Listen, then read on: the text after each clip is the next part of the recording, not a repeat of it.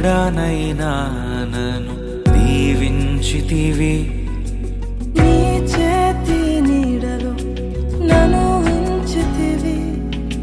నీ రక్షణలో నన్ను కాపాడితివి.